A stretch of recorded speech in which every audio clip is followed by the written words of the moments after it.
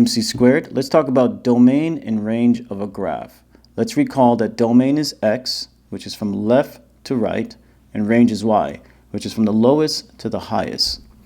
And let's recall X for domain and range Y. We want to talk about the furthest to the left this graph goes, which is right here at -6.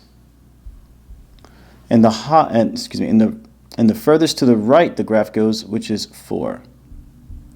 Now you'll notice here that there is a circle that's filled in, which means it's included. We're using less than symbols to represent everything in between. Now here it's filled in, so it is included, so it's less than or equal to.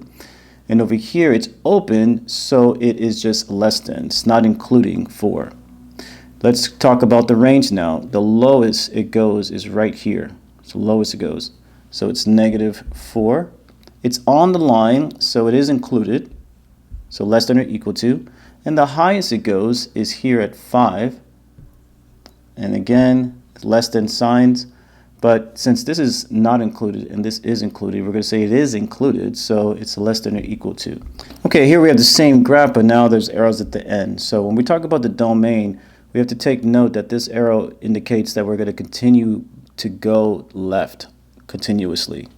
And same thing here, it's going to continue to go right continuously. It won't stop.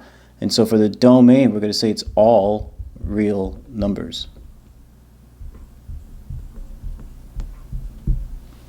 Now for the range, the lowest it goes is at -4. We're using Y for range. -4 is the lowest it goes. And is it everything above -4 or below -4? It's everything from -4 and above, so it's everything greater than -4. It is on the line, so it's included. So our range would be Y is greater than or equal to -4, from -4 and everything above.